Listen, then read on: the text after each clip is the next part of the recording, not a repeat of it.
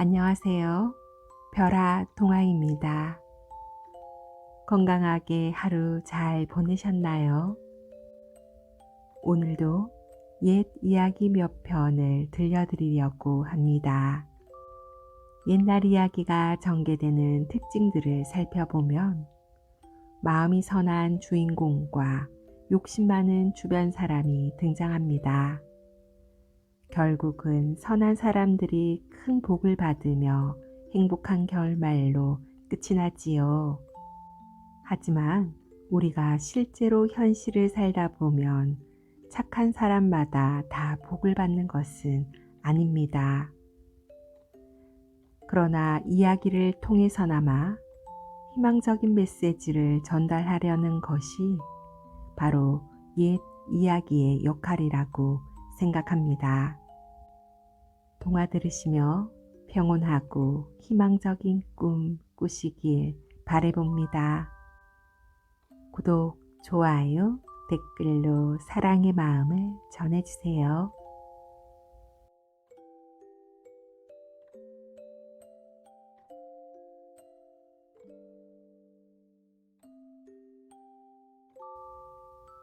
우리 누나 시집 가던 날. 이 동화는 우리나라 전통 혼례의 모습이 그대로 그려지듯 잘 표현되어 있는 흥미로운 동화입니다.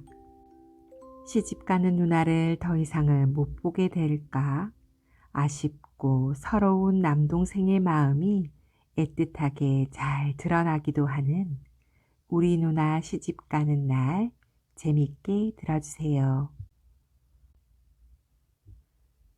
아침부터 온 집안이 들썩입니다. 우리 누나는 거짓말쟁이. 내 색시 되겠다고 약속해놓고. 우리 누나가 시집 간대요. 누구한테 가냐고요? 이 함을 보낸 사람이 신랑이랍니다. 함에는 누나한테 주는 물건들이 가득 들어 있었어요. 누나가 좋아하는 건 하나도 없잖아. 아, 맞다. 누나가 좋아하는 곶감 주면 시집 안 갈지도 몰라. 나는 살금살금 부엌으로 갔습니다. 어이쿠, 곶감을 집다 아주머니에게 들키고 말았어요. 아이, 도련님, 배고프세요? 이 국수 드세요. 아가씨 시집 가서 오래오래 잘 살라고 빌면서요. 휴, 혼나는 줄 알고 깜짝 놀랬네. 그때 대문 밖에서 왁자지껄한 소리가 났습니다. 새 신랑이 왔어요. 신랑이 왔어요. 멋진 복장을 한 신랑이 성큼성큼 걸어 들어왔습니다. 신랑은 나무 기러기를 상에 올리더니 넙죽 절을 하네요. 왜 기러기한테 절을 한담? 내가 입을 삐죽거리자 큰아버지가 말씀하셨어요. 기러기는 북쪽 9별에게 나라가 혼례하는 걸 알려준단다. 9별은 부부가 100년 동안 잘 살게 지켜주지. 그래서 남이 가져갈까 신부 어머니가 그 기러기를 얼른 집어 신부가 있는 방에 던진단다. 기러기가 누우면 첫 딸을 낳고 일어서면 첫 아들을 낳아 오래오래 잘 산다는 그런 말이 있지. 그러면 누나를 100년 동안이나 못 본단 말이야? 나는 얼른 누나가 있는 방으로 달려갔습니다. 지금이 아니면 누나 맘을 영영 못 돌릴지도 몰라. 누나는 곶감 주면 내 색시 된다고 할 거야. 후다다닥 방으로 뛰어들어갔습니다. 양볼과 이마에 연지곤지를 찍은 누나는 하늘에서 내려온 선녀처럼 예뻤답니다. 누나 놔두고 시집 가지 마. 누나가 가장 좋아하는 곶감 줄게. 응?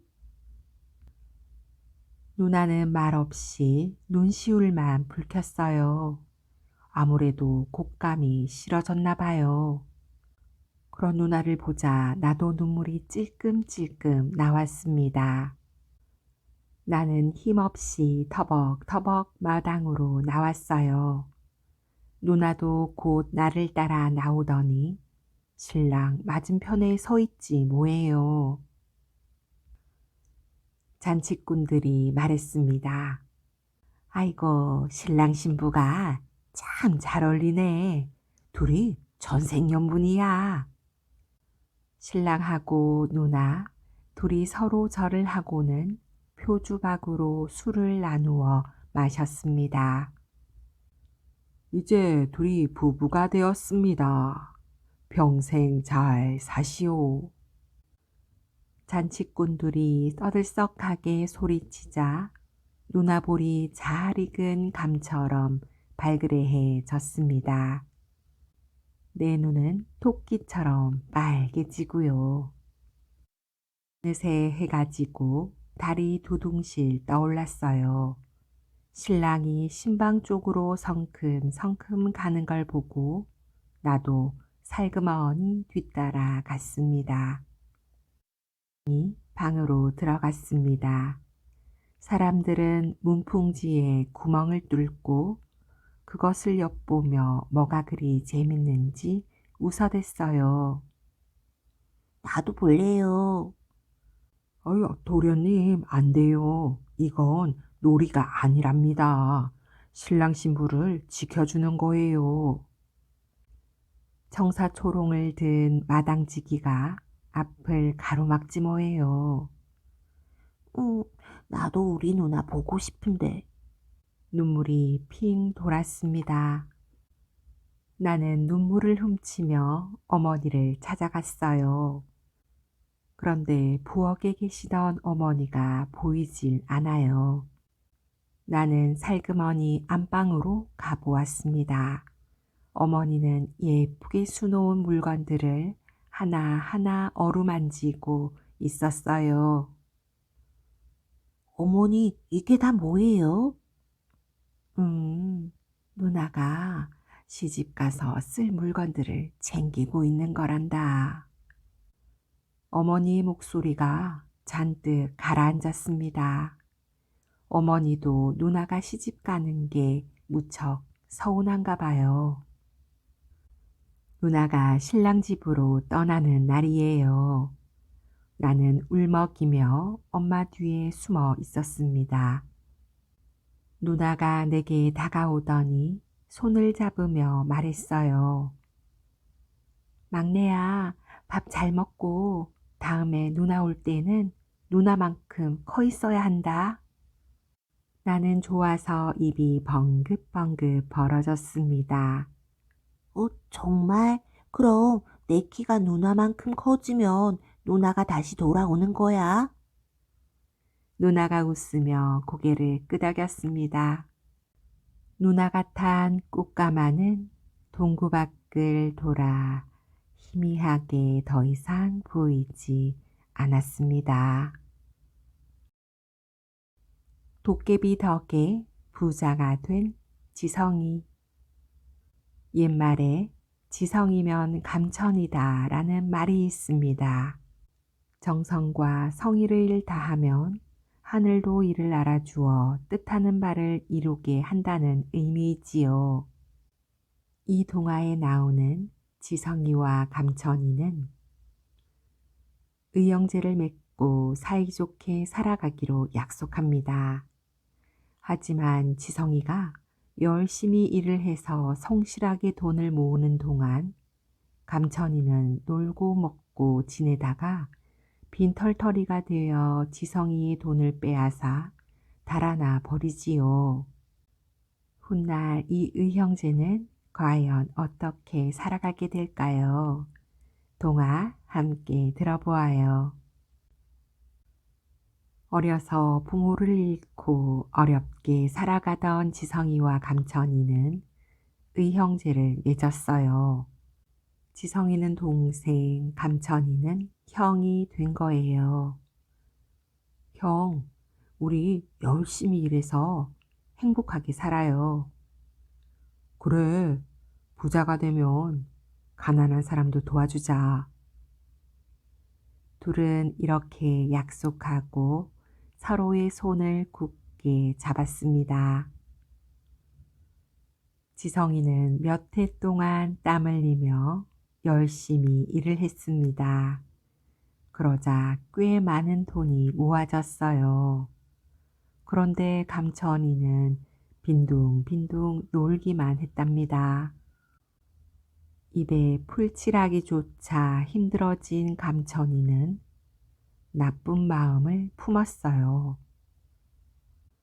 그래, 지성이의 돈을 빼앗아야겠어. 감천이는 지성이를 험한 산골로 데려갔습니다. 돈을 모두 내놔. 감천이는 지성이를 때리고 돈을 몽땅 빼앗았습니다. 형이 어떻게 나한테 이럴 수가 있지?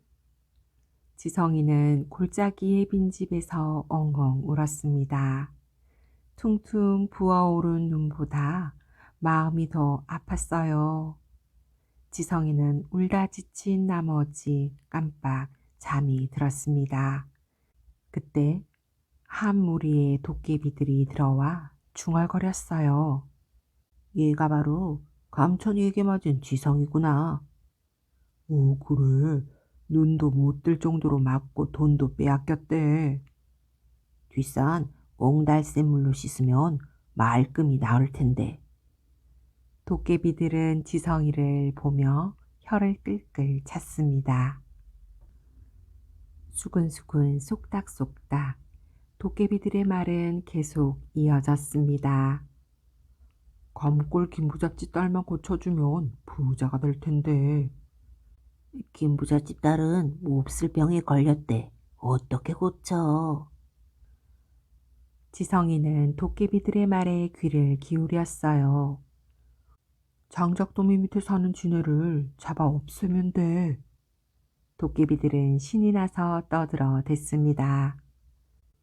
그뿐인 줄 알아? 김부잣집 고목나무 땅 말이야. 아, 물이 없어 농사를 못 짓는 땅 말이군. 오, 맞아. 고목나무만 뽑으면 물이 펑펑 솟을 텐데. 아이, 그러게 말이야. 사람들은 왜 그걸 모를까? 도깨비들은 밤새 주절주절 떠들어 댔습니다. 날이 밝자 지성이는 뒷산 옹달샘으로 달려갔어요. 도깨비들이 이 옹달샘을 말했군. 지성이는 옹달샘 물로 눈을 닦았어요. 그러자 부어올랐던 눈이 말끔하게 나았습니다. 도깨비들이 한 말이 사실이네. 다음 날 지성이는 김부잣집을 찾아갔어요. 따님의 병을 고쳐드리겠습니다. 의원도 못 고친 병이다. 어찌니가 고친단 말이냐. 김부자는 거지 차림의 지성이를 못 믿어했습니다. 제게 방법이 있습니다. 하지만 병을 고치면 저를 사위로 삼아주셔야 합니다. 그래, 한번 해보거라. 어르신, 사람들을 모두 주위에서 물러가게 해주세요. 알겠다. 여봐라, 모두들 물러가거라. 사람들이 주위에서 사라지자 지성이는 장작 더미를 드러내기 시작했어요. 장작을 다 치우고 나자 도깨비들이 말한 대로 지네가 나왔습니다. 지성이는 지네를 잡아 장작과 함께 아궁이에 넣고 불태웠어요. 그러고 나자 김부자의 딸은 씻은 듯이 병이 났답니다. 김부자는 너무나 기뻐하며 자넨 이제부터 내 사위네 하고는 지성이와 딸을 결혼시켰어요. 며칠 후 김부자는 지성이를 데리고 산으로 올라갔습니다. 땅은 얼마나 주면 되겠나? 김 부자는 산 아래 넓은 들을 바라보며 물었습니다. 고목나무가 있는 저 땅을 제게 주십시오. 지성이는 고목나무 땅을 가리켰어요. 그 땅은 물이 없어 농사를 지을 수가 없네. 괜찮습니다. 좋아. 만약 그 땅에 농사를 지을 수 있다면 자네는 이 마을에서 가장 큰 부자가 될 걸세. 김 부자는 고목나무 땅을 지성에게 주었어요. 저 고목나무를 베어내시오.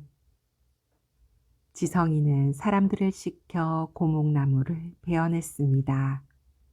이어 뿌리를 캐내자 땅에서 물이 솟아났어요. 물이다. 물이 나온다. 지성이는 펄쩍펄쩍 뛰며 좋아했습니다. 지성이는 고목나무 땅에 곡식을 심었습니다. 곡식은 무럭무럭 자라 풍년이 들었어요. 지성이는 마을에서 제일 큰 부자가 되어 커다란 기아집에 하인까지 두고 살게 되었답니다. 그러던 어느 날 지성이가 마당을 거닐고 있을 때였어요. 대문 밖에서 귀에 익은 소리가 들려왔지요. 불쌍한 거지에게 한 푼만 보태주세요. 문을 열어보니 밖에 감천이가 서 있는 게 아니겠어요. 여봐라, 저 거지를 방으로 들여라. 지성이는 하인에게 감천이를 데려오도록 했습니다. 내가 무슨 죄가 있다고 이렇게 끌고 가는 거요? 하인들이 잡아 끌자 감천이는 깜짝 놀라 소리쳤습니다. 형님, 절 받으십시오. 하인들에게 끌려 방으로 들어온 감천이는 주인이 넙죽 절을 하자 어리둥절했습니다. 아니, 너는 지성이가 아니냐? 감천이는 지성이를 알아보고는 깜짝 놀랐어요. 지성아, 내가 잘못했다. 부디 못난 형을 용서해다오. 그제야 감천이는 자신의 잘못을 뉘우쳤습니다. 전 벌써 용서했습니다. 형님 덕분에 제가 이렇게 부자가 된 걸요. 지성이는 감천이에게 집과 땅을 주었어요. 그 뒤 지성이와 감천이는 친형제처럼 의좋게 살았다고 하는군요. 누구 덕에 사나. 옛날 한 마을에 딸 셋을 둔 부부가 살았습니다. 하루는 아버지가 딸들을 불러놓고 이렇게 물었어요. 너는 누구 덕에 먹고 산다고 생각하느냐? 그야 당연히 아버님과 어머니 덕에 먹고 살지요. 큰딸이 대답하였어요. 둘째야, 너는 누구 덕에 먹고 산다고 생각하느냐? 저도 아버지, 어머니 덕에 먹고 살지요. 둘째 딸이 환하게 웃으며 대답하였습니다.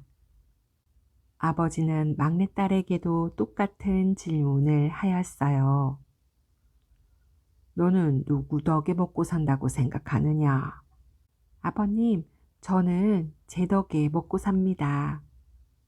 그 말에 아버지는 벌컥 화를 냈습니다.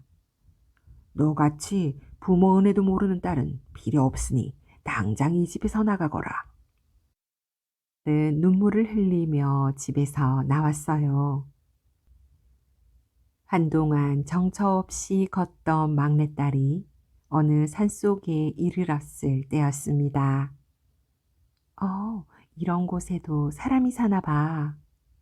막내딸은 불빛이 반짝이는 곳을 향해 달려갔습니다. 그곳에는 한 젊은이가 숯을 굽고 있었어요. 갑자기 막내딸이 나타나자 젊은이는 여우가 둔갑한 줄 알고 이놈의 여우 어서 썩 물러가지 못할까? 하고 나무 막대기를 휘둘렀습니다. 저는 여우가 아니니 안심하십시오. 막내딸은 젊은이에게 집에서 쫓겨나 이곳까지 오게 된 이유를 이야기했습니다. 젊은이가 장작을 쑥가마 속으로 집어넣으며 말했어요. 내가 하던 일이 있고 하니 오늘 밤은 이곳에서 지내고 내일 날이 밝으면 우리 집으로 갑시다. 막내딸은 쑥가마 옆에 앉아 젊은이가 일하는 모습을 지켜보다가 잠이 들었습니다. 이튿날 아침 막내딸의 눈이 휘둥그레졌어요. 쑥가마를 쌓은 돌멩이 사이에 금덩어리가 섞여 있었던 것이었어요. 아니, 저건 금덩어리잖아. 젊은이는 막내딸을 데리고 마을로 내려갔습니다. 아침을 먹고 나서 막내딸은 젊은이에게 말했어요. 오늘은 산에 올라가셔서 쑥가마를 헐어버리세요. 쑥가마를 헐다니 그게 무슨 소리요? 이유는 묻지 마시고 제 말대로 해주세요. 막내딸의 말에 젊은이는 아무 말 없이 고개를 끄덕였습니다. 막내딸은 가마에서 헐어온 돌멩이 중에서 금덩어리만을 골라 자루에 담았습니다. 이 편지를 가지고 가시면 자루 속에 담긴 것을 돈으로 바꾸어 줄 것입니다. 막내딸은 젊은이에게 어느 큰 부잣집을 알려주었어요. 아니, 이 안에 대체 무엇이 들어있길래 돈을 준다는 것이오? 그건 아실 필요 없고 제 말대로 따라주세요. 알았소. 혹시 돈자루가 무거우면 나귀 한 마리를 사 얹어 가지고 오세요. 젊은이는 눈이 휘둥그레졌습니다. 그렇게나 많은 돈을 받는단 말이오? 막내딸은 말없이 고개만 끄덕였습니다. 젊은이는 금덩어리를 담은 자루를 어깨에 척 걸쳐매고는 막내딸이 가르쳐준 부잣집을 향해 집을 나섰습니다. 그날 저녁 젊은이는 나귀에 돈자루를 싣고 집으로 돌아왔어요. 젊은이는 금덩어리와 바꾼 돈으로 집도 짓고 논이랑 밭도 샀지요. 이제 젊은이는 마을에서 제일 가는 부자가 되었답니다. 그러던 어느 날 젊은이는 막내딸의 손을 잡으며 이렇게 말했어요. 내가 이렇게 부자가 된 것은 모두 아가씨 덕이요. 그래서 하는 말인데 나와 결혼해 주겠소? 막내딸의 얼굴은 빨갛게 달아올랐습니다. 며칠 후 젊은이와 막내딸은 마을 사람들의 축복 속에서 결혼식을 올렸습니다. 그렇게 세월은 흐르고 흘러 어느덧 막내딸은 아기 엄마가 되었어요.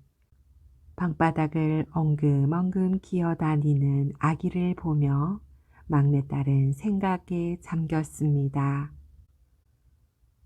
부모님이 잘 지내고 계시는지 뵙고 싶구나 하고 눈물을 주르르 흘렸습니다. 그러던 어느 날이었어요.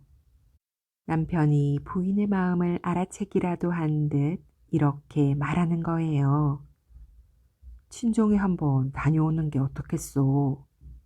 저도 그렇게는 하고 싶지만 하고 부인이 한숨을 내쉬었어요. 부인, 장인 장모님도 지난 일은 다 잊었을 것이요.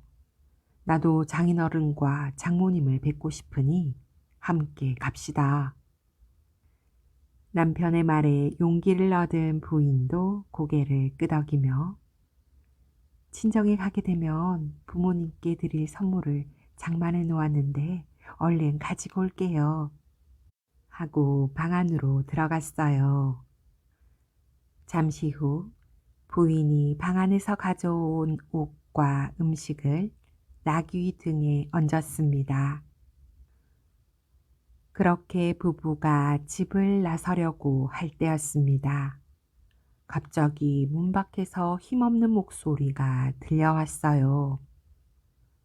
지나가는 노인인데 한 푼만 적선해 주시면 고맙겠습니다. 쌀 한 바가지를 퍼 거지 노인에게 갖다 주려던 부인은 너무 놀라 바가지를 떨어뜨리고 말았습니다. 아니, 아버지, 어쩌다가? 거지 노인은 다름 아닌 부인의 아버지였던 것이었어요. 놀라기는 아버지도 마찬가지였지만 곧 고개를 떨구었어요. 막내야, 이 못난 아비를 용서해다오. 네가 집을 나간 후 얼마 후 너의 어머니도 세상을 떠났단다. 그런데 재산을 나눠 가진 너의 언니들은 나를 귀찮다며 받아주지도 않고. 아버지는 서름에 목이 메인 듯 말도 끝내지 못하고 소매로 눈물을 닦았습니다. 그런 일이 있었군요. 아버지, 이젠 저희와 함께 사세요. 부부는 아버지를 방으로 모셨어요. 부부는 아버지에게 큰 절을 올렸습니다. 아버지, 이제 제 남편도 제 덕에 잘 삽니다. 그러니 아버지도 이제부터 제 덕에 사세요. 아니다, 아니야. 내가 너를 쫓아냈는데 무슨 염치로 함께 산단 말이냐. 하며 아버지가 고개를 가로저었습니다. 아버님, 저희가 잘 모실 테니 아무 걱정 마십시오. 남편의 말에 아버지는 그제야 부부의 손을 굳게 잡았어요. 그 후 부부는 아버지를 모시고 행복하게 오래오래 잘 살았답니다. 송아지와 박군무. 부지런히 일해서 온 가족을 먹여 살리는 농부의 밭에 크고 이상한 무가 자라게 됩니다. 이 무는 농부에게 송아지를 얻게 하기 위한 희망의 싹이었습니다. 마음씨 착한 농부는 무를 사또에게 바치게 되고 사또는 농부에게 송아지를 선물해 주게 되는데요. 그 자세한 이야기 함께 들어보아요. 옛날 옛날 착하고 부지런한 농부가 살았습니다. 농부는 아침 일찍 일어나 날이 저물 때까지 밭에서 열심히 일했어요. 농부네 밭에는 무엇이든 잘 자랐습니다. 농부가 온 정성을 기울여 밭을 가꾸었기 때문이에요. 봄에 농부는 무씨를 얻어다가 밭에 심었습니다. 무는 하루가 다르게 무럭무럭 자라났지요. 가을이 되자 농부는 밭에 나가 무를 살폈어요. 무는 하나같이 잘 자라고 있었습니다. 농부는 싱글벙글 웃으며 무를 거두어 들이기를 시작했어요. 무를 거두어 들이는 일은 힘들지 않았습니다. 줄기를 잡고 쏙 뽑아내면 그만이었으니까요.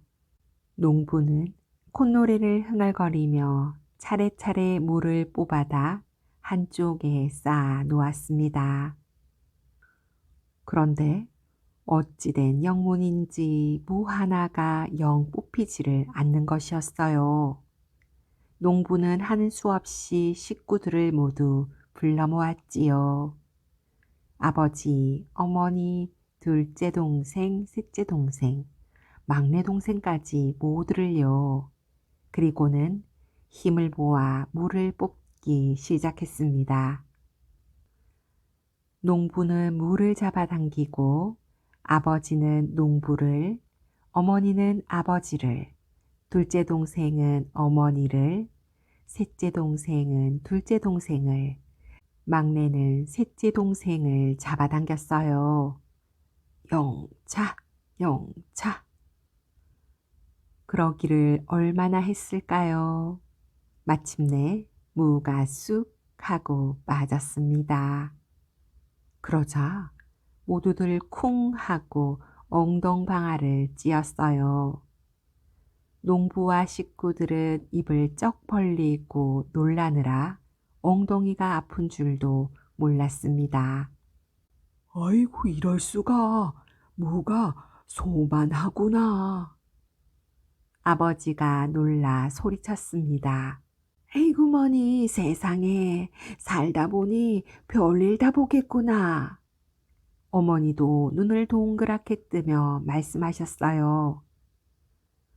그나저나 이 커다란 물을 어디에 쓰죠? 농부는 식구들을 둘러보며 물었습니다. 동생들은 앞다투어 말했어요.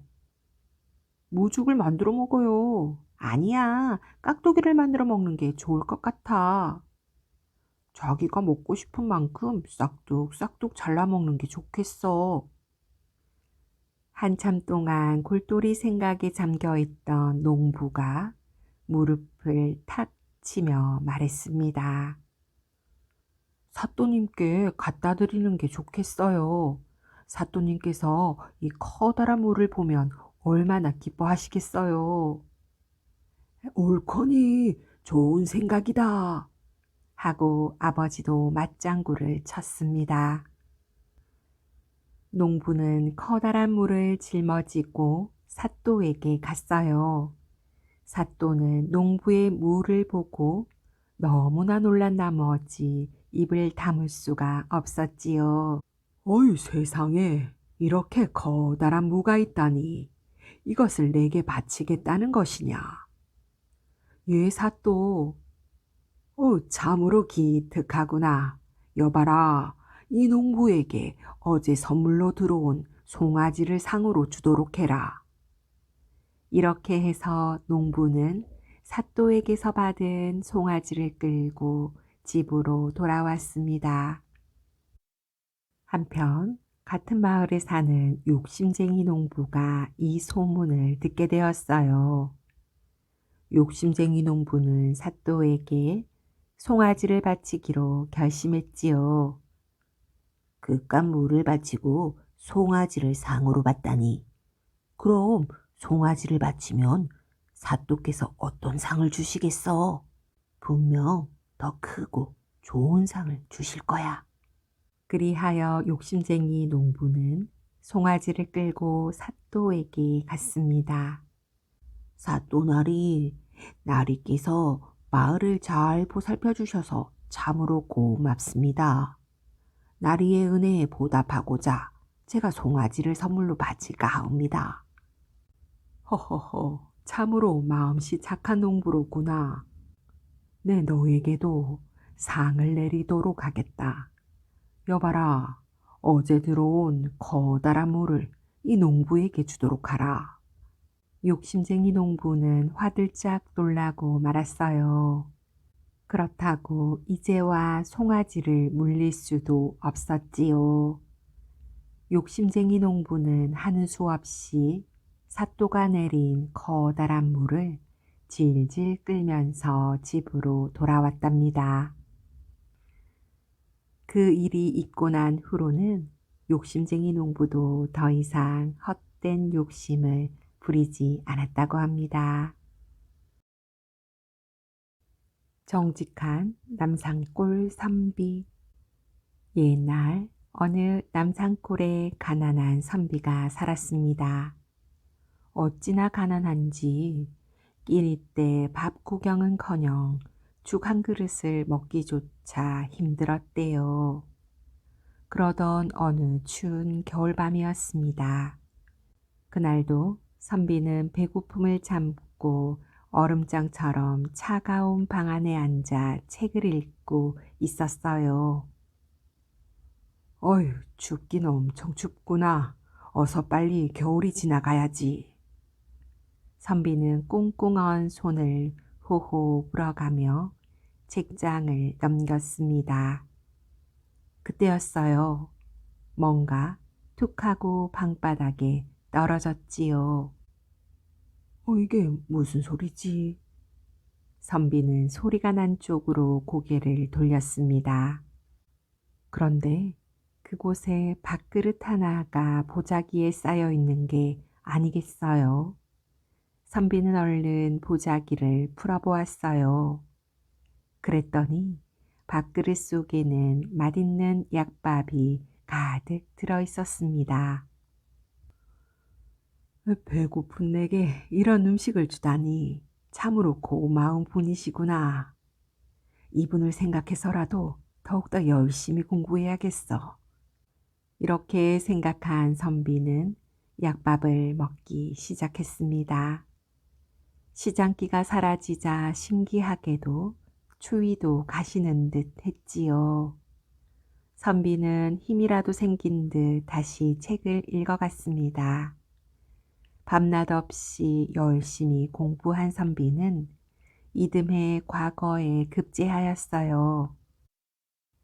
그렇게 몇 해가 지나자 임금님을 곁에서 모실 수 있는 벼슬 자리까지 올랐답니다.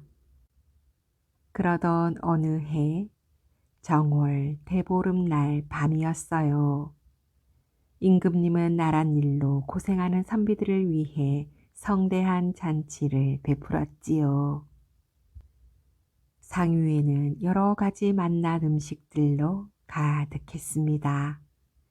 임금님이 술 한 잔을 마시고는 몇 해 전 일이 생각나는구려. 짐이 민심을 살피러 남산골에 간 적이 있었소. 그런데 당장이라도 쓰러져 갈 듯한 집에서 글 읽는 소리가 들리지 않겠소.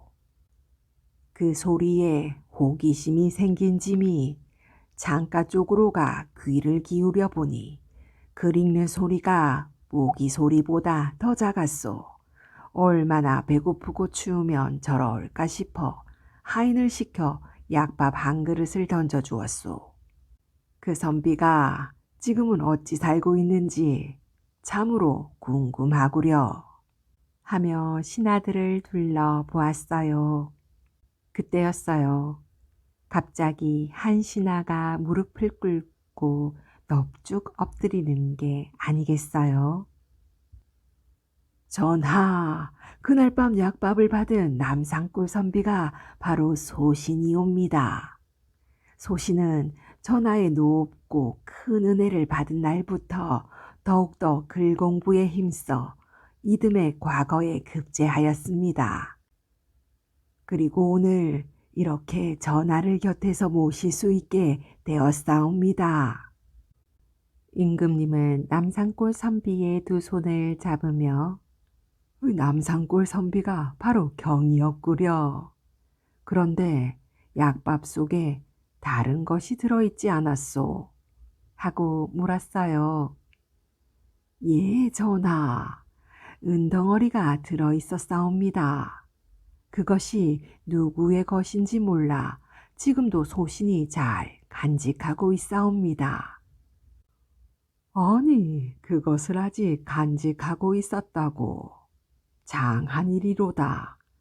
그렇다면 경은 내일 입궐할 때 그것을 가져오시오. 이튿날 남산골 선비는 은덩어리를 임금님께 내놓았어요. 옳거니 약밥 속에 넣어 두었던 그대로구나. 집안이 가난하여 쓰고 싶은 유혹도 많았을 텐데 그것을 이겨내고 지금까지 간직하고 있다니 경이야말로 큰 상을 받을 만하도다. 그리하여 임금은 남산골 선비에게 큰 상을 내리고 벼슬도 더 높여 주었다고 합니다. 효자를 울린 쌀바위. 옛날 한 마을에 효성이 지극한 젊은이가 살았답니다.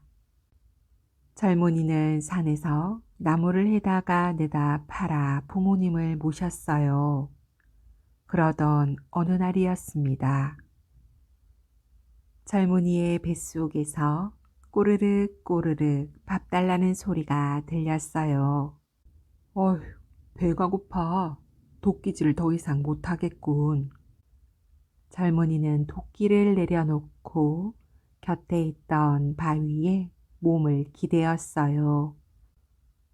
어휴, 내 배가 이렇게 고픈데 부모님께서는 얼마나 배가 고프실까? 하고 젊은이는 한숨을 내쉬었어요. 바로 그때였어요. 어디선가 이상한 소리가 들려왔습니다. 이게 무슨 소리지? 뭔가 아래로 떨어지는 소리 같은데? 한참을 귀 기울이던 젊은이는 자기가 기대고 있던 바위를 쳐다보았어요. 아니, 이게 뭐야? 깜짝 놀란 젊은이가 할 말을 잃었어요. 바위에서 흰 쌀이 솔솔 흘러나오는 게 아니겠어요? 오, 쌀이다, 쌀. 쌀이 나오고 있어. 젊은이는 얼른 땀을 닦던 수건을 펼쳐 쌀을 받았습니다. 쉴 새 없이 쏟아져 나오던 쌀은 신기하게도 세 식구가 먹을 만큼의 양이 나오자 딱 멈추는 거예요. 젊은이는 쌀을 받은 수건을 가지고 집으로 돌아왔어요. 그리고는 부엌으로 들어가 밥을 지었습니다. 그날 저녁 부모님과 젊은이는 오랜만에 배불리 밥을 먹었어요. 이튿날부터 젊은이는 산에서 나무를 벨 생각은 하지 않고 바위 옆에 앉아 쌀이 나오기만을 기다렸답니다. 그 후로도 쌀 바위는 끼니 때가 되면 세 식구가 먹을 만큼의 쌀만을 내어 주었어요. 이렇게 해서 젊은이와 부모님은 끼니 걱정을 하지 않고 아침, 점심, 저녁을 배불리 먹을 수 있었어요. 그러던 어느 날 젊은이는 이런 생각이 문득 들었답니다. 아예 자루 가득 쌀을 채워 장인에다 팔면 금세 부자가 될 거야. 서둘러 산으로 올라간 젊은이는 아침에 한 돼, 점심때 한 돼, 저녁때 한 돼의 쌀을 받는 재미에 캄캄한 밤이 되어서야 집으로 돌아왔어요. 다음 날도 또 다음 날도 젊은이는 하루 종일 바위 옆에 앉아 쌀이 나오기만을 기다렸답니다. 이렇게 며칠을 보내던 젊은이는 욕심이 산처럼 커져갔습니다. 이제 나의 집에 돌아갈 생각을 않고 낮이나 밤이나 쌀바위 옆을 떠날 줄 몰랐어요. 그렇게 며칠이 지났습니다. 쌀자루에 쌀이 가득 담겼어요. 젊은이는 쌀자루를 짊어지고는 집으로 돌아갔답니다. 아버지, 어머니, 제가 왔어요. 하고 젊은이는 마당에 쌀자루를 척 내려 놓았어요. 그런데 이상하게도 방 안에서는 아무 소리가 들리지 않는 거예요. 전 같으면 방문을 열어보며 힘들었지 하며 반갑게 맞아주시던 부모님의 목소리가 들리지 않았던 것이지요.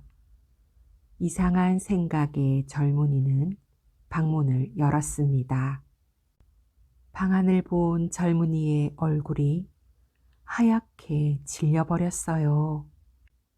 젊은이가 쌀 바위에서 쌀을 받으며 좋아하는 동안 아무것도 먹지 못한 부모님은 그만 굶어 죽고 만 거예요. 세상에 이런 불효가 또 있단 말인가? 젊은이는 땅을 치며 후회했지만 이미 때는 늦었답니다.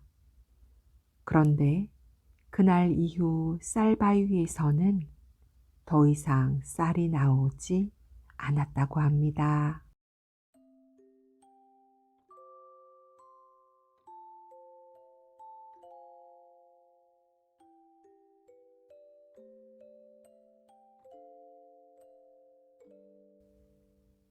우리 누나 시집 가던 날.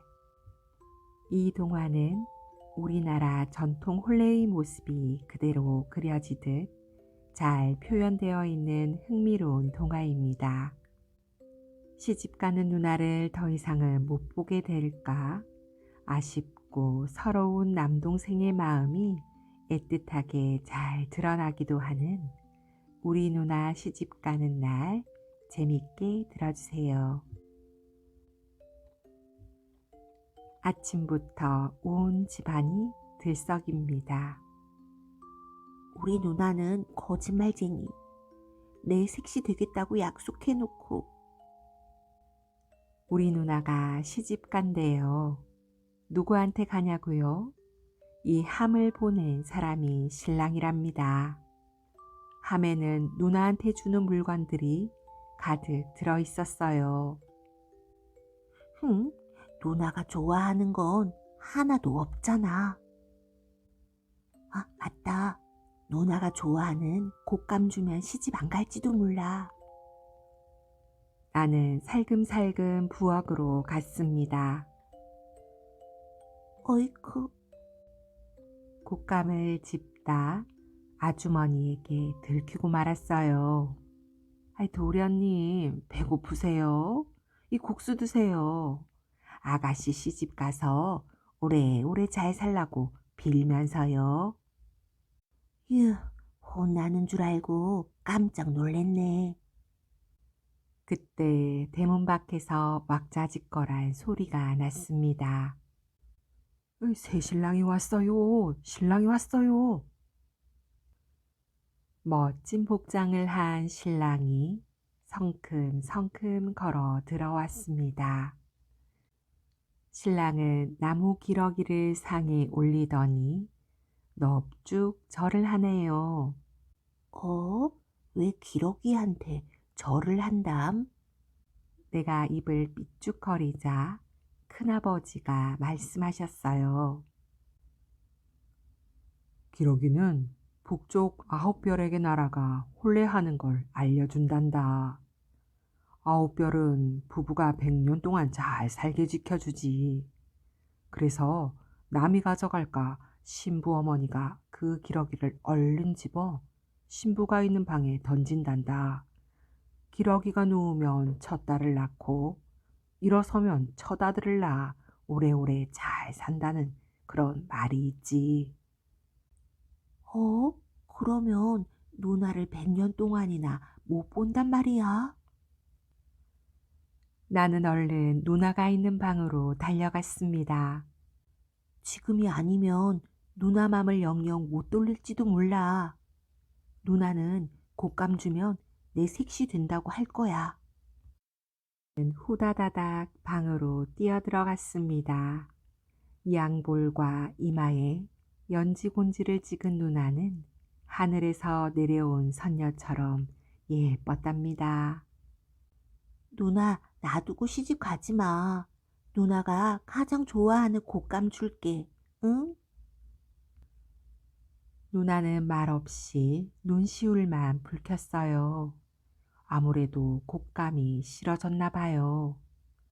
그런 누나를 보자 나도 눈물이 찔끔찔끔 나왔습니다. 나는 힘없이 터벅터벅 마당으로 나왔어요. 누나도 곧 나를 따라 나오더니 신랑 맞은편에 서 있지 뭐예요. 잔치꾼들이 말했습니다. 아이고, 신랑 신부가 참 잘 어울리네. 둘이 전생연분이야. 신랑하고 누나, 둘이 서로 절을 하고는 표주박으로 술을 나누어 마셨습니다. 이제 둘이 부부가 되었습니다. 평생 잘 사시오. 잔치꾼들이 떠들썩하게 소리치자 누나볼이 잘 익은 감처럼 발그레해졌습니다. 내 눈은 토끼처럼 빨개지고요. 어느새 해가 지고 달이 두둥실 떠올랐어요. 신랑이 신방 쪽으로 성큼성큼 가는 걸 보고 나도 살그머니 뒤따라 갔습니다. 방으로 들어갔습니다. 사람들은 문풍지에 구멍을 뚫고 그것을 엿보며 뭐가 그리 재밌는지 웃어댔어요. 나도 볼래요. 어휴, 도련님, 안 돼요. 이건 놀이가 아니랍니다. 신랑 신부를 지켜주는 거예요.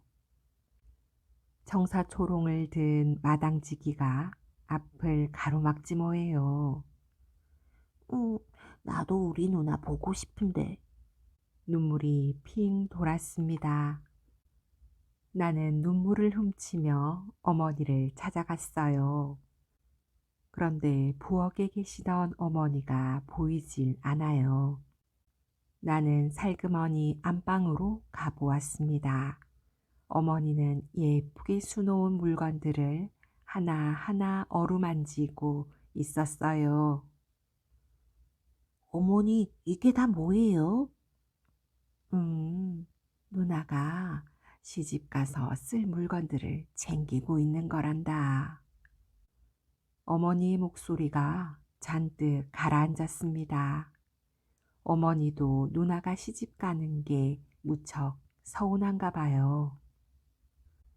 누나가 신랑 집으로 떠나는 날이에요. 나는 울먹이며 엄마 뒤에 숨어 있었습니다.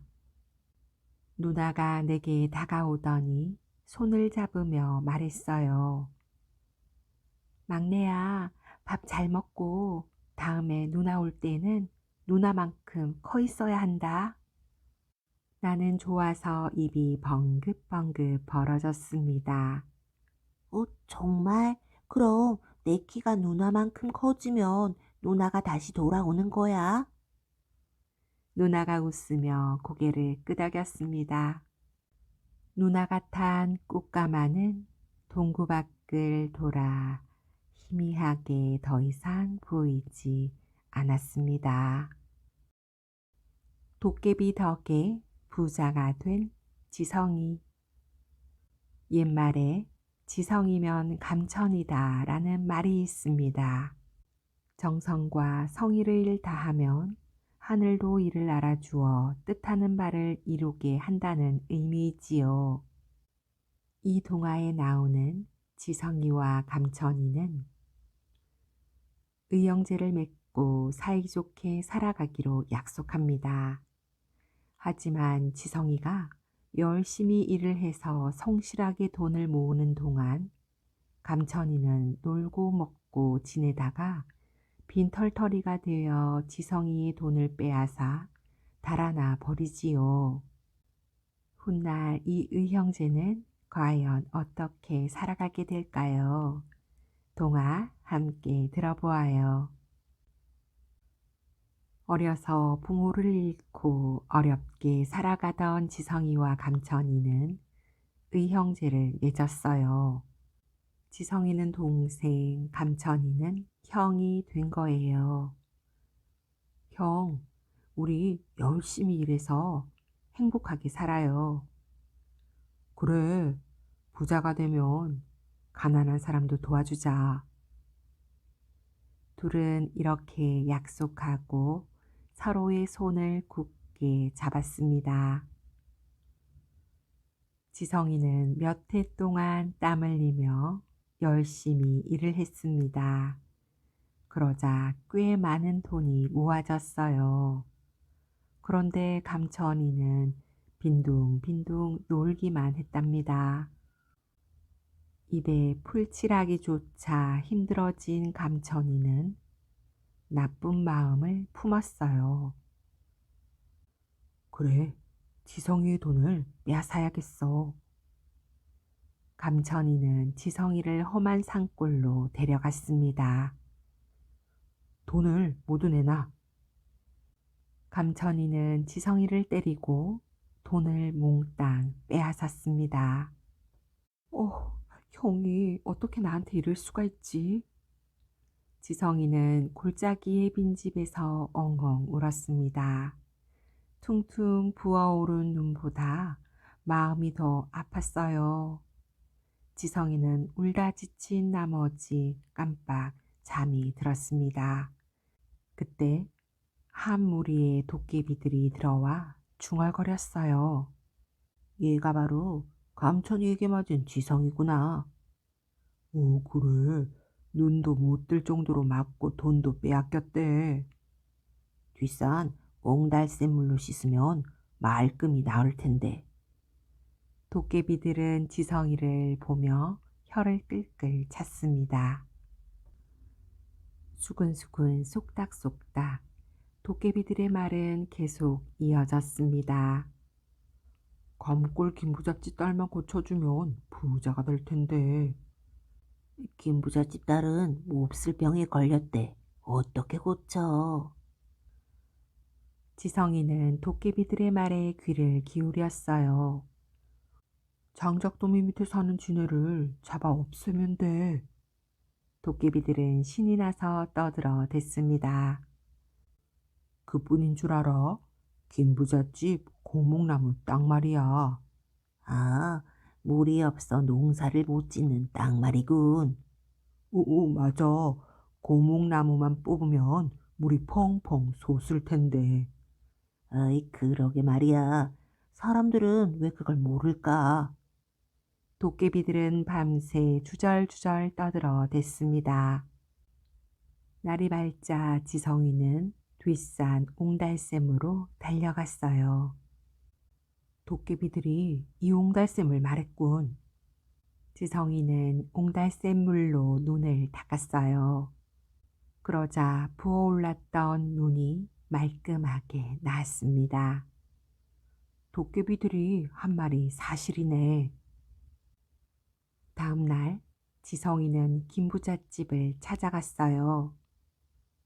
따님의 병을 고쳐드리겠습니다. 의원도 못 고친 병이다. 어찌니가 고친단 말이냐. 김부자는 거지 차림의 지성이를 못 믿어했습니다. 제게 방법이 있습니다. 하지만 병을 고치면 저를 사위로 삼아주셔야 합니다. 에이, 그래, 한번 해보거라. 어르신, 사람들을 모두 주위에서 물러가게 해주세요. 알겠다. 여봐라, 모두들 물러가거라. 사람들이 주위에서 사라지자 지성이는 장작 더미를 드러내기 시작했어요. 장작을 다 치우고 나자 도깨비들이 말한 대로 지네가 나왔습니다.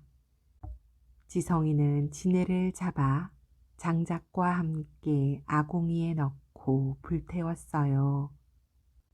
그러고 나자 김부자의 딸은 씻은 듯이 병이 났답니다. 김부자는 너무나 기뻐하며 자넨 이제부터 내 사위네 하고는 지성이와 딸을 결혼시켰어요. 며칠 후 김부자는 지성이를 데리고 산으로 올라갔습니다. 땅은 얼마나 주면 되겠나? 김부자는 산 아래 넓은 들을 바라보며 물었습니다. 고목나무가 있는 저 땅을 제게 주십시오. 지성이는 고목나무 땅을 가리켰어요. 그 땅은 물이 없어 농사를 지을 수가 없네. 괜찮습니다. 좋아. 만약 그 땅에 농사를 지을 수 있다면 자네는 이 마을에서 가장 큰 부자가 될 걸세. 김 부자는 고목나무 땅을 지성에게 주었어요. 저 고목나무를 베어내시오. 지성이는 사람들을 시켜 고목나무를 베어냈습니다. 이어 뿌리를 캐내자 땅에서 물이 솟아났어요. 물이다. 물이 나온다. 지성이는 펄쩍펄쩍 뛰며 좋아했습니다. 지성이는 고목나무 땅에 곡식을 심었습니다. 곡식은 무럭무럭 자라 풍년이 들었어요. 지성이는 마을에서 제일 큰 부자가 되어 커다란 기아집에 하인까지 두고 살게 되었답니다. 그러던 어느 날 지성이가 마당을 거닐고 있을 때였어요. 대문 밖에서 귀에 익은 소리가 들려왔지요. 불쌍한 거지에게 한 푼만 보태주세요.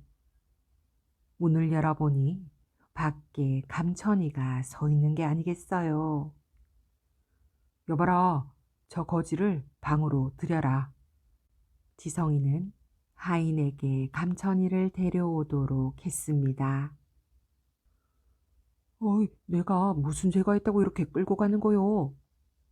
하인들이 잡아 끌자 감천이는 깜짝 놀라 소리쳤습니다. 형님, 절 받으십시오. 하인들에게 끌려 방으로 들어온 감천이는 주인이 넙죽 절을 하자 어리둥절했습니다. 아니, 너는 지성이가 아니냐? 감천이는 지성이를 알아보고는 깜짝 놀랐어요. 지성아, 내가 잘못했다. 부디 못난 형을 용서해다오. 그제야 감천이는 자신의 잘못을 뉘우쳤습니다. 전 벌써 용서했습니다. 형님 덕분에 제가 이렇게 부자가 된걸요. 지성이는 감천이에게 집과 땅을 주었어요. 그 뒤 지성이와 감천이는 친형제처럼 의좋게 살았다고 하는군요. 누구 덕에 사나. 옛날 한 마을에 딸 셋을 둔 부부가 살았습니다. 하루는 아버지가 딸들을 불러놓고 이렇게 물었어요. 너는 누구 덕에 먹고 산다고 생각하느냐? 그야 당연히 아버님과 어머니 덕에 먹고 살지요. 큰딸이 대답하였어요. 둘째야, 너는 누구 덕에 먹고 산다고 생각하느냐? 저도 아버지, 어머니 덕에 먹고 살지요. 둘째 딸이 환하게 웃으며 대답하였습니다. 아버지는 막내딸에게도 똑같은 질문을 하였어요. 너는 누구 덕에 먹고 산다고 생각하느냐? 아버님, 저는 제 덕에 먹고 삽니다. 그 말에 아버지는 벌컥 화를 냈습니다. 너같이 부모 은혜도 모르는 딸은 필요 없으니 당장 이 집에서 나가거라. 눈물을 흘리며 집에서 나왔어요. 한동안 정처 없이 걷던 막내딸이 어느 산속에 이르렀을 때였습니다. 이런 곳에도 사람이 사나 봐. 막내딸은 불빛이 반짝이는 곳을 향해 달려갔습니다. 그곳에는 한 젊은이가 숯을 굽고 있었어요. 갑자기 막내딸이 나타나자 젊은이는 여우가 둔갑한 줄 알고 이놈의 여우 어서 썩 물러가지 못할까? 하고 나무 막대기를 휘둘렀습니다. 저는 여우가 아니니 안심하십시오. 막내딸은 젊은이에게 집에서 쫓겨나 이곳까지 오게 된 이유를 이야기했습니다. 젊은이가 장작을 쑥가마 속으로 집어넣으며 말했어요. 내가 하던 일이 있고 하니 오늘 밤은 이곳에서 지내고 내일 날이 밝으면 우리 집으로 갑시다. 막내딸은 숯가마 옆에 앉아 젊은이가 일하는 모습을 지켜보다가 잠이 들었습니다. 이튿날 아침 막내딸의 눈이 휘둥그레졌어요. 숯가마를 쌓은 돌멩이 사이에 금덩어리가 섞여 있었던 것이었어요. 아니, 저건 금덩어리잖아. 젊은이는 막내딸을 데리고 마을로 내려갔습니다. 아침을 먹고 나서 막내딸은 젊은이에게 말했어요. 오늘은 산에 올라가셔서 숯가마를 헐어버리세요. 숯가마를 헐다니 그게 무슨 소리요? 이유는 묻지 마시고 제 말대로 해주세요. 막내딸의 말에 젊은이는 아무 말 없이 고개를 끄덕였습니다. 막내딸은 가마에서 헐어온 돌멩이 중에서 금덩어리만을 골라 자루에 담았습니다. 이 편지를 가지고 가시면 자루 속에 담긴 것을 돈으로 바꾸어 줄 것입니다. 막내딸은 젊은이에게 어느 큰 부잣집을 알려주었어요. 아니, 이 안에 대체 무엇이 들어있길래 돈을 준다는 것이오? 그건 아실 필요 없고 제 말대로 따라주세요. 알았소. 혹시 돈자루가 무거우면 나귀 한 마리를 사 얹어 가지고 오세요. 젊은이는 눈이 휘둥그레졌습니다. 그렇게나 많은 돈을 받는단 말이오? 막내딸은 말없이 고개만 끄덕였습니다. 젊은이는 금덩어리를 담은 자루를 어깨에 척 걸쳐매고는 막내딸이 가르쳐준 부잣집을 향해 집을 나섰습니다. 그날 저녁 젊은이는 나귀에 돈자루를 싣고 집으로 돌아왔어요. 젊은이는 금덩어리와 바꾼 돈으로 집도 짓고 논이랑 밭도 샀지요. 이제 젊은이는 마을에서 제일 가는 부자가 되었답니다. 그러던 어느 날 젊은이는 막내딸의 손을 잡으며 이렇게 말했어요. 내가 이렇게 부자가 된 것은 모두 아가씨 덕이요. 그래서 하는 말인데 나와 결혼해 주겠소? 막내딸의 얼굴은 빨갛게 달아올랐습니다. 며칠 후 젊은이와 막내딸은 마을 사람들의 축복 속에서 결혼식을 올렸습니다. 그렇게 세월은 흐르고 흘러 어느덧 막내딸은 아기 엄마가 되었어요. 방바닥을 엉금엉금 기어다니는 아기를 보며 막내딸은 생각에 잠겼습니다.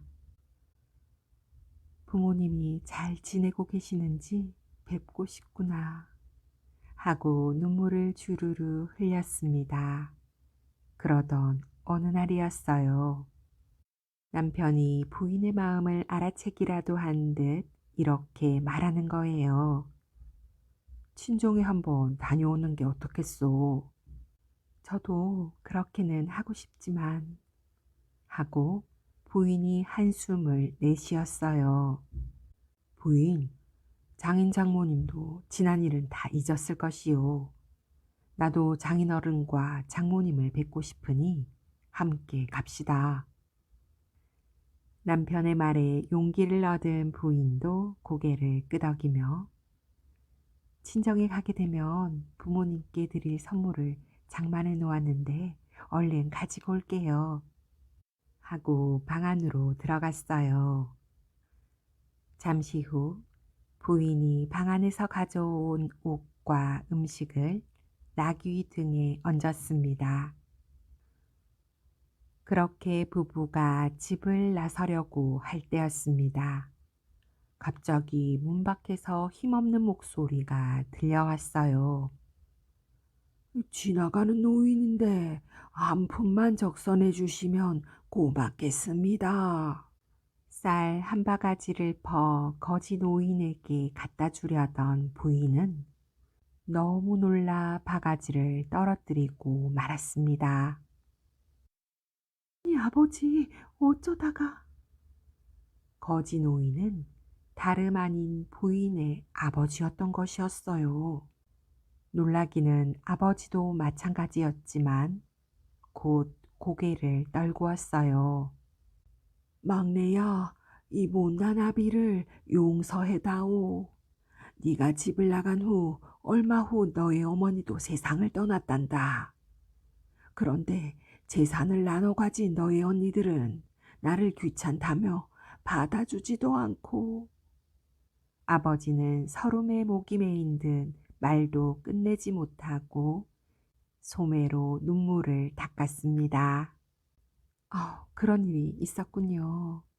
아버지, 이젠 저희와 함께 사세요. 부부는 아버지를 방으로 모셨어요. 부부는 아버지에게 큰 절을 올렸습니다. 아버지, 이제 제 남편도 제 덕에 잘 삽니다. 그러니 아버지도 이제부터 제 덕에 사세요. 아니다, 아니야. 내가 너를 쫓아냈는데 무슨 염치로 함께 산단 말이냐. 하며 아버지가 고개를 가로저었습니다. 아버님, 저희가 잘 모실 테니 아무 걱정 마십시오. 남편의 말에 아버지는 그제야 부부의 손을 굳게 잡았어요. 그 후 부부는 아버지를 모시고 행복하게 오래오래 잘 살았답니다. 송아지와 박군무. 부지런히 일해서 온 가족을 먹여 살리는 농부의 밭에 크고 이상한 무가 자라게 됩니다. 이 무는 농부에게 송아지를 얻게 하기 위한 희망의 싹이었습니다. 마음씨 착한 농부는 무를 사또에게 바치게 되고 사또는 농부에게 송아지를 선물해 주게 되는데요. 그 자세한 이야기 함께 들어보아요. 옛날 옛날 착하고 부지런한 농부가 살았습니다. 농부는 아침 일찍 일어나 날이 저물 때까지 밭에서 열심히 일했어요. 농부네 밭에는 무엇이든 잘 자랐습니다. 농부가 온 정성을 기울여 밭을 가꾸었기 때문이에요.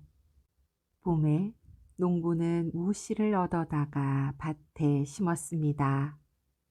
무는 하루가 다르게 무럭무럭 자라났지요. 가을이 되자 농부는 밭에 나가 무를 살폈어요. 무는 하나같이 잘 자라고 있었습니다. 농부는 싱글벙글 웃으며 무를 거두어 들이기를 시작했어요. 무를 거두어 들이는 일은 힘들지 않았습니다. 줄기를 잡고 쏙 뽑아내면 그만이었으니까요. 농부는 콧노래를 흥얼거리며 차례차례 무를 뽑아다 한쪽에 쌓아 놓았습니다. 그런데 어찌된 영문인지 무 하나가 영 뽑히지를 않는 것이었어요. 농부는 하는 수 없이 식구들을 모두 불러 모았지요. 아버지, 어머니, 둘째 동생, 셋째 동생, 막내 동생까지 모두를요. 그리고는 힘을 모아 무를 뽑기 시작했습니다. 농부는 무를 잡아당기고 아버지는 농부를, 어머니는 아버지를, 둘째 동생은 어머니를, 셋째 동생은 둘째 동생을, 막내는 셋째 동생을 잡아당겼어요. 영차, 영차. 그러기를 얼마나 했을까요? 마침내 무가 쑥 하고 빠졌습니다. 그러자 모두들 쿵 하고 엉덩방아를 찧었어요. 농부와 식구들은 입을 쩍 벌리고 놀라느라 엉덩이가 아픈 줄도 몰랐습니다. 아이고, 이럴 수가. 무가 소만하구나. 아버지가 놀라 소리쳤습니다. 에이구머니, 세상에 살다 보니 별일 다 보겠구나. 어머니도 눈을 동그랗게 뜨며 말씀하셨어요. 그나저나 이 커다란 물을 어디에 쓰죠? 농부는 식구들을 둘러보며 물었습니다. 동생들은 앞다투어 말했어요. 무죽을 만들어 먹어요. 아니야, 깍두기를 만들어 먹는 게 좋을 것 같아. 자기가 먹고 싶은 만큼 싹둑싹둑 잘라 먹는 게 좋겠어. 한참 동안 골똘히 생각에 잠겨 있던 농부가 무릎을 탁 치며 말했습니다. 사또님께 갖다 드리는 게 좋겠어요. 사또님께서 이 커다란 물을 보면 얼마나 기뻐하시겠어요. 옳거니, 좋은 생각이다. 하고 아버지도 맞장구를 쳤습니다. 농부는 커다란 물을 짊어지고 사또에게 갔어요. 사또는 농부의 물을 보고 너무나 놀란 나머지 입을 다물 수가 없었지요. 어이, 세상에, 이렇게 커다란 무가 있다니. 이것을 내게 바치겠다는 것이냐? 예, 사또. 참으로 기특하구나. 여봐라, 이 농부에게 어제 선물로 들어온 송아지를 상으로 주도록 해라. 이렇게 해서 농부는 사또에게서 받은 송아지를 끌고 집으로 돌아왔습니다. 한편 같은 마을에 사는 욕심쟁이 농부가 이 소문을 듣게 되었어요. 욕심쟁이 농부는 사또에게 송아지를 바치기로 결심했지요. 그깟 물을 바치고 송아지를 상으로 받다니. 그럼 송아지를 바치면 사또께서 어떤 상을 주시겠어? 분명 더 크고 좋은 상을 주실 거야. 그리하여 욕심쟁이 농부는 송아지를 끌고 사또에게 갔습니다. 사또나리, 나리께서 마을을 잘 보살펴 주셔서 참으로 고맙습니다. 나리의 은혜에 보답하고자 제가 송아지를 선물로 바칠까 하옵니다. 허허허, 참으로 마음씨 착한 농부로구나. 내 너에게도 상을 내리도록 하겠다. 여봐라, 어제 들어온 커다란 물을 이 농부에게 주도록 하라. 욕심쟁이 농부는 화들짝 놀라고 말았어요. 그렇다고 이제와 송아지를 물릴 수도 없었지요. 욕심쟁이 농부는 하는 수 없이 사또가 내린 커다란 물을 질질 끌면서 집으로 돌아왔답니다. 그 일이 있고 난 후로는 욕심쟁이 농부도 더 이상 헛된 욕심을 부리지 않았다고 합니다. 농경사회에서 송아지를 선물로 받는 것은 무엇보다도 소중한 재산이 되었을 것입니다. 옛날 이야기의 전개가 거의 그렇듯 이것을 시기하는 욕심쟁이 농부가 사또를 찾아갔지만 그에게는 도리어 무가 선물이 됩니다. 살다 보면 착한 사람마다 다 복을 받는 것은 아닙니다. 하지만 이야기를 통해서나마 희망적인 메시지를 전하려는 것이 바로 옛 이야기의 역할이라고 생각합니다. 정직한 남산골 선비. 옛날 어느 남산골에 가난한 선비가 살았습니다. 어찌나 가난한지 끼니 때 밥 구경은커녕 죽 한 그릇을 먹기조차 힘들었대요. 그러던 어느 추운 겨울밤이었습니다.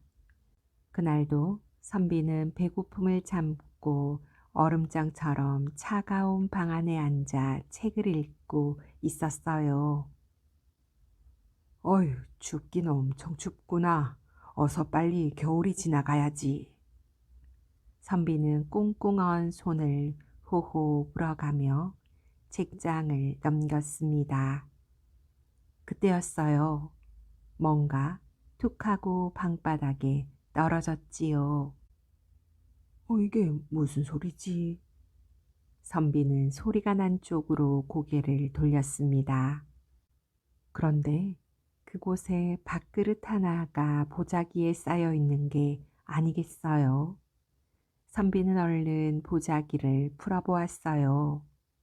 그랬더니 밥그릇 속에는 맛있는 약밥이 가득 들어 있었습니다. 배고픈 내게 이런 음식을 주다니 참으로 고마운 분이시구나. 이분을 생각해서라도 더욱더 열심히 공부해야겠어. 이렇게 생각한 선비는 약밥을 먹기 시작했습니다. 시장기가 사라지자 신기하게도 추위도 가시는 듯 했지요. 선비는 힘이라도 생긴 듯 다시 책을 읽어갔습니다. 밤낮 없이 열심히 공부한 선비는 이듬해 과거에 급제하였어요. 그렇게 몇 해가 지나자 임금님을 곁에서 모실 수 있는 벼슬 자리까지 올랐답니다. 그러던 어느 해 정월 대보름날 밤이었어요.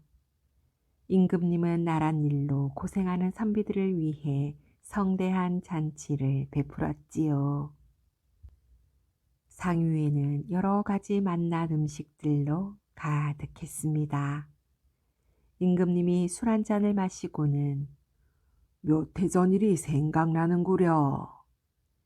짐이 민심을 살피러 남산골에 간 적이 있었소.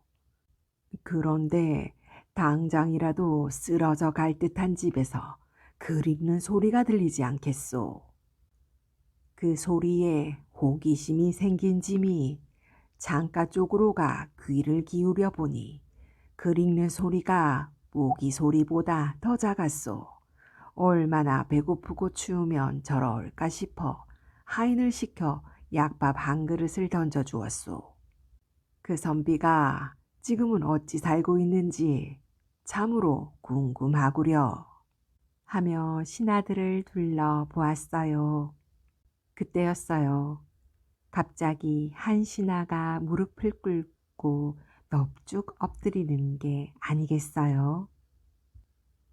전하, 그날 밤 약밥을 받은 남산골 선비가 바로 소신이옵니다. 소신은 전하의 높고 큰 은혜를 받은 날부터 더욱더 글 공부에 힘써 이듬해 과거에 급제하였습니다. 그리고 오늘 이렇게 전하를 곁에서 모실 수 있게 되었사옵니다. 임금님은 남산골 선비의 두 손을 잡으며 남산골 선비가 바로 경이었구려. 그런데 약밥 속에 다른 것이 들어있지 않았소? 하고 물었어요. 예, 전하. 은덩어리가 들어있었사옵니다.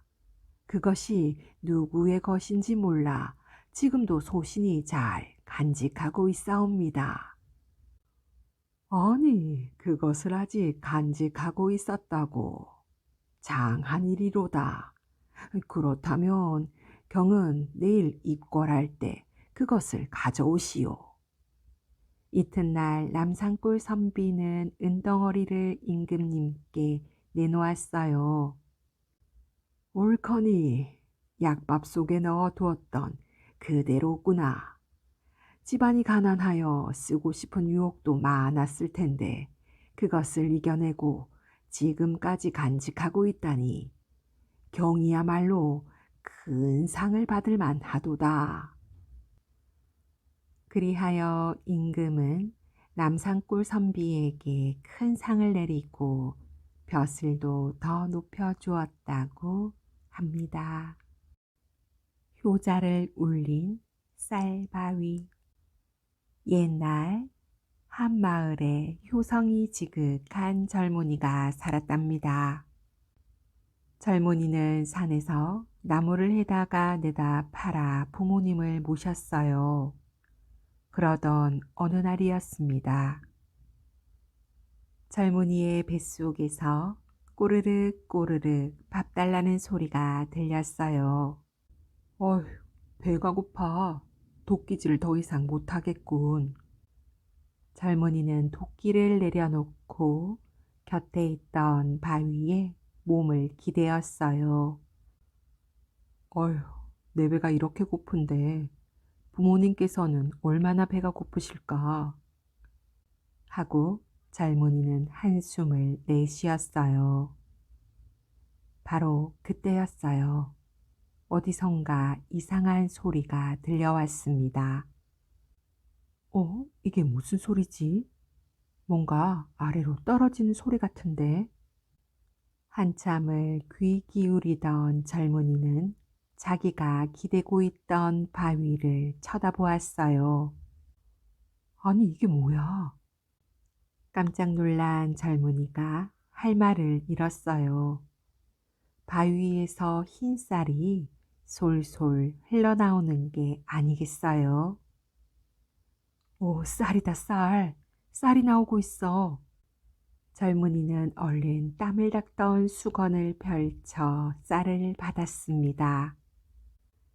쉴 새 없이 쏟아져 나오던 쌀은 신기하게도 세 식구가 먹을 만큼의 양이 나오자 딱 멈추는 거예요. 젊은이는 쌀을 받은 수건을 가지고 집으로 돌아왔어요. 그리고는 부엌으로 들어가 밥을 지었습니다. 그날 저녁 부모님과 젊은이는 오랜만에 배불리 밥을 먹었어요. 이튿날부터 젊은이는 산에서 나무를 벨 생각은 하지 않고 바위 옆에 앉아 쌀이 나오기만을 기다렸답니다.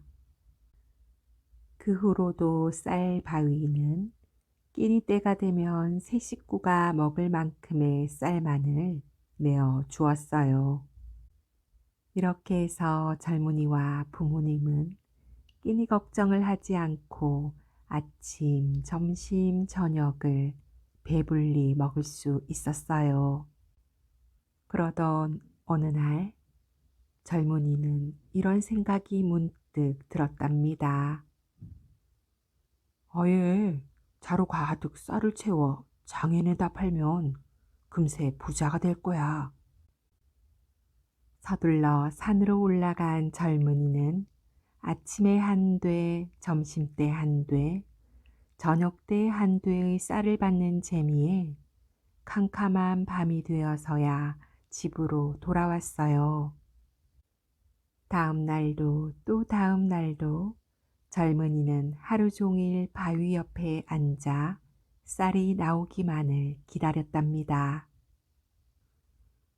이렇게 며칠을 보내던 젊은이는 욕심이 산처럼 커져갔습니다. 이제 나의 집에 돌아갈 생각을 않고 낮이나 밤이나 쌀바위 옆을 떠날 줄 몰랐어요. 그렇게 며칠이 지났습니다. 쌀자루에 쌀이 가득 담겼어요. 젊은이는 쌀자루를 짊어지고는 집으로 돌아갔답니다.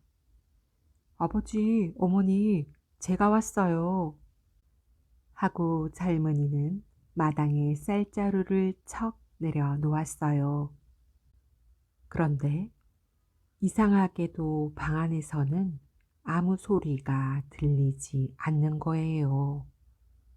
전 같으면 방문을 열어보며 힘들었지 하며 반갑게 맞아주시던 부모님의 목소리가 들리지 않았던 것이지요. 이상한 생각에 젊은이는 방문을 열었습니다. 방안을 본 젊은이의 얼굴이 하얗게 질려버렸어요. 젊은이가 쌀바위에서 쌀을 받으며 좋아하는 동안 아무것도 먹지 못한 부모님은 그만 굶어 죽고 만 거예요. 세상에 이런 불효가 또 있단 말인가? 젊은이는 땅을 치며 후회했지만 이미 때는 늦었답니다. 그런데 그날 이후 쌀바위에서는 더 이상 쌀이 나오지 않았다고 합니다. 물고 물고 또 물고. 아이고, 벌써 끝났단 말인가? 아이고, 어르신, 한나절이나 걸린 제 이야기가 짧다고 생각하십니까? 그럼 자네는 길다고 생각하는가? 젊은이는 어이없다는 표정을 지으며 최부잣집을 나왔어요. 나한테 길고 긴 옛날 이야기를 들려줄 사람이 이리도 없단 말인가? 하고 옛날 이야기를 무척 좋아하는 최부자 영감이 혼잣말을 했어요. 최부자는 길고 긴 옛날 이야기를 들려주는 사람에게는 막내딸과 재산의 절반을 주기로 했답니다. 이 소문을 듣고 젊은이들이 구름대처럼 몰려왔지만 제부자는 번번이 벌써 이야기가 끝났단 말인가? 하는 대답뿐이었어요. 그러던 어느 날이었습니다. 한 젊은이가 최부자를 찾아왔어요. 그래, 자네는 어떤 이야기를 가지고 왔는가? 하고 최부자가 긴 담뱃대를 입에 물었습니다.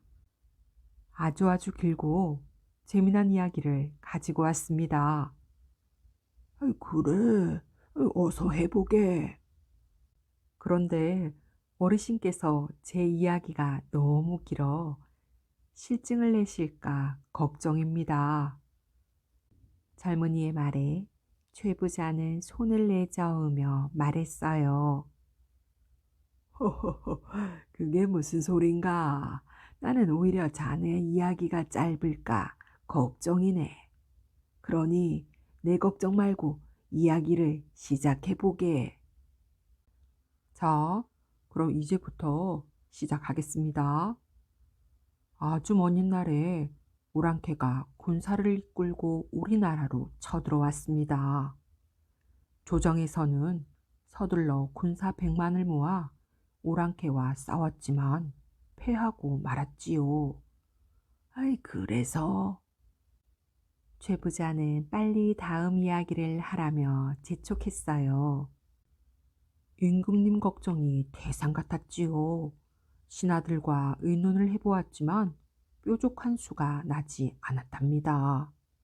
아이고, 저런. 최부자는 안타까운 표정을 지어가며 찌찌 혀를 찼습니다. 그때 한 젊은 신하가 조심스럽게 입을 여는 게 아니겠어요? 그래, 뭐라고 했는데? 최부자는 귀를 쫑긋 세우며 젊은이에게 바짝 다가갔어요.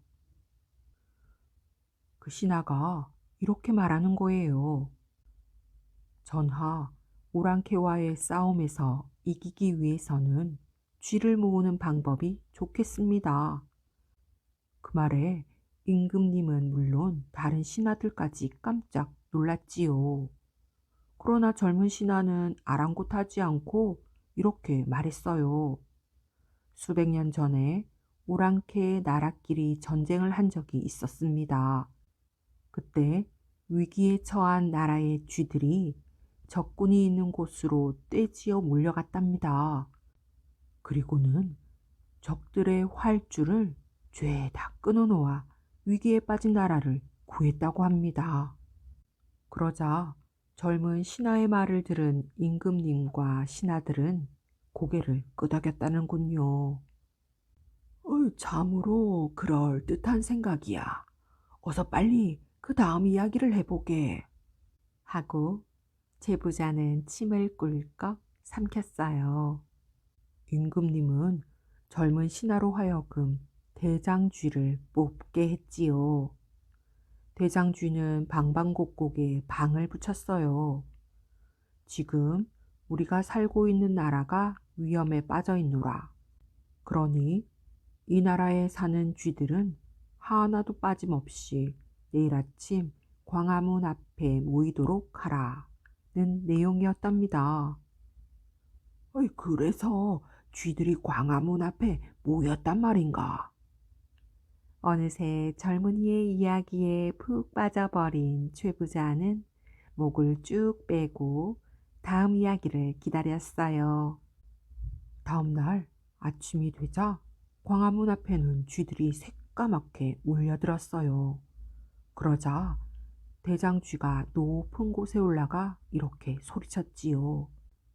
너희들의 애국 충정을 고맙게 생각한다. 적군의 진영으로 들어가기 전에 내가 수를 셀 테니 내가 물고라는 소리를 할 때마다 앞에 있는 쥐의 꼬리를 물기 바란다.